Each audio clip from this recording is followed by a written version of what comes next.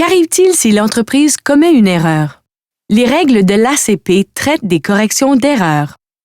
Si l'émetteur d'une opération de crédit de TAF reconnaît qu'une erreur a été commise, le payeur, l'entreprise, peut demander à son institution financière de rappeler l'opération de crédit ou d'émettre une correction d'erreur de TAF via la compensation, pourvu que ce soit dans les délais permis.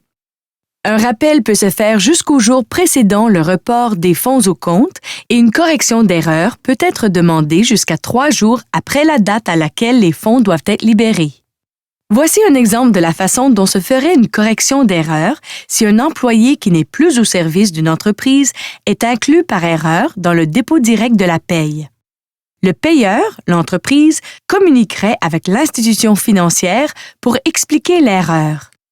Si les fonds ont déjà été reportés au compte de l'employé et que l'entreprise a informé l'institution financière dans le délai fixé pour une correction d'erreur, l'institution financière, à la demande du payeur, enverrait une opération de correction d'erreur à l'institution financière de l'ancien employé et celle-ci corrigerait l'erreur en retirant le montant qui aurait été déposé et en envoyant une opération de retour à l'institution financière du payeur.